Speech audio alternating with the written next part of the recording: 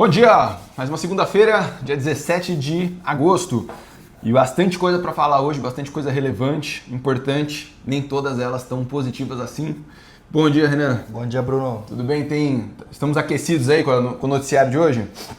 Muita coisa acontecendo, principalmente em Brasil, mas eu acho que vale a pena a gente começar falando lá de fora. Vamos lá. Bom, lá fora, noticiário um pouco esvaziado, mais do mesmo, tá? Aquele impasse de sempre, né, entre Estados Unidos e Irã. O petróleo aí segue ali, né, na faixa dos $85 o barril, que é ruim, né, naquela expectativa de que a gente, tendo a resolução desse conflito, o petróleo pode vir mais para baixo, o que aliviaria aí a questão da inflação no mundo todo, né? Enquanto fica esse impasse, a gente fica aí um pouco amarrado nesse alívio inflacionário, tá?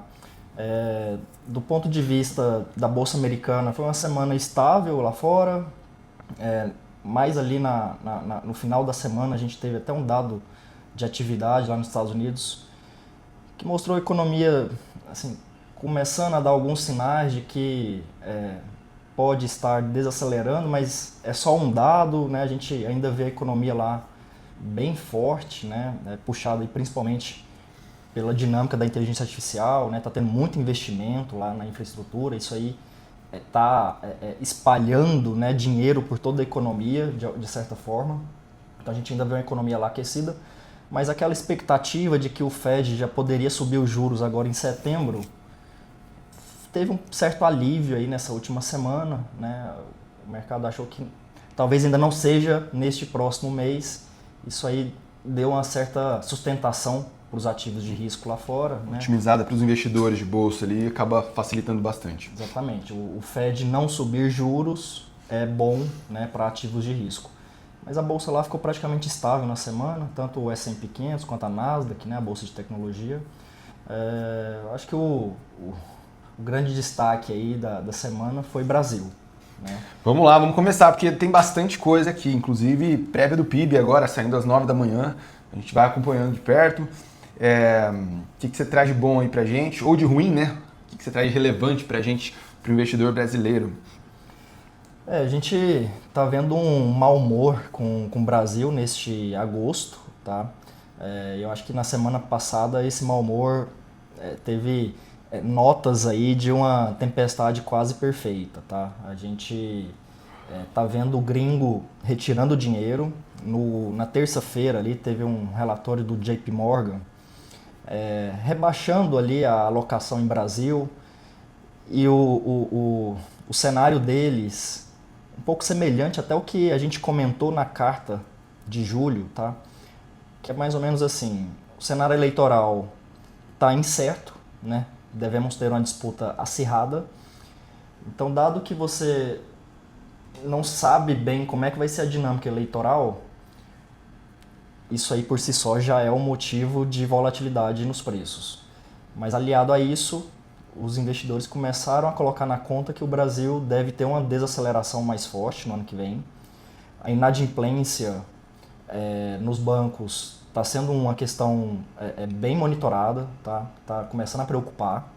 A gente viu aí na temporada de resultados, que inclusive aqui no Brasil se encerrou na última semana, que as empresas estão já com certa dificuldade de gerar lucro, né? Despesa financeira aí está pegando, né? Empresas que têm mais dívida são um ponto de atenção.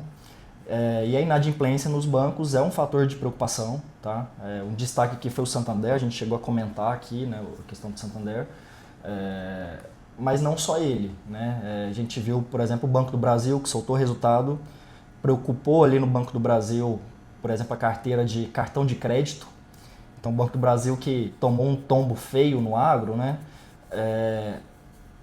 Que, né, ainda está numa dinâmica de recuperação no agro, agora parece que ele vai ter uma preocupação com pessoa física também, né? A carteira de cartão de crédito nele ali aumentou bastante a inadimplência. Isso aqui é o ponto de atenção para o ano que vem, né? Porque a gente está vendo as famílias... A gente já está numa situação onde a quantidade de empresas quebrando no Brasil é recorde de muitos anos ali. Então a situação já não tá fácil hoje e tem um cenário ainda pior para os próximos anos. Exatamente. Inclusive hoje tem reunião do Galípolo dentro do Banco do Santander e provavelmente ele vai discursar um pouco sobre taxa de juros, que eu acho que é uma das causas a mais importante ali quando a gente fala em dívida, né? Em a pessoa honrar ou não a dívida ali, cartão de crédito e todas as outras. Um ponto que precisa ser acompanhado de perto. Exatamente. Então a gente pega aí essa questão do crédito, né, da inadimplência. Quando a gente faz um balanço disso aqui, a gente vê que o ano de 2027 tende a ser mais difícil com as pessoas com menos dinheiro para consumir, né? A resultante de toda essa análise que a gente chega é essa, né? Um consumidor que vai estar mais cauteloso. E se a gente tem menos consumo na economia, a gente deve ver uma desaceleração na economia, né? Então o PIB deste ano no Brasil deve ficar ao redor de 2%, mas só para vocês terem ideia, já tem muita gente falando de PIB ao redor de 1% até um pouco menos que isso para o ano que vem. Então, a desaceleração forte está sendo já contratada para o próximo ano, né? Mas tem uma notícia boa disso tudo, que eu acho que é o que é importante para a gente aqui, né, para a nossa carteira, que a gente entende que essa desaceleração que está por vir, ela é boa para o cenário de juros no Brasil, né? A gente acha que o Banco Central vai ter espaço para cortar mais os juros no ano que vem. E aí as nossas carteiras, né, que tem um componente aí de benefício grande nessa queda de juros, deve se beneficiar desse cenário de desaceleração no ano que vem. E não necessariamente isso é ruim para a Bolsa também, tá bom? Porque juro baixo, melhora a valuation, aumenta o valor da Bolsa, das empresas de uma forma geral. Então não consegue se contrapor. Eu acho que esse é um ponto importante. Exatamente. Esse é o racional importante de uma boa carteira diversificada, né? Tentar entender o mercado e não apenas atuar ali em cima do CDI, que hoje está alto, né? Mas que não necessariamente segue nessa linha de raciocínio aí para os próximos meses, próximos anos. Então a gente precisa estar posicionado de forma segura, mas recebendo ali as oportunidades de acordo com que elas venham acontecendo. Exatamente. Então a gente até já sinalizou, né, na carta de juros ali que a gente estava com uma visão mais cautelosa também, né? A gente até vem reforçando um pouco a parte do CDI na carteira, mas a gente vê as carteiras já bem preparadas para um cenário de queda de juros, né? E que a gente acha que esse cenário, agora mais do que nunca, deve se materializar independente do resultado eleitoral, tá bom? Então, por uma questão aqui macroeconômica, né, de contexto da economia brasileira, a gente acha que os juros vai ter espaço para queda. Aí é claro que o resultado eleitoral aí pode trazer aqui um movimento maior ou não nessa queda de juros, né? Então estaremos atentos aqui.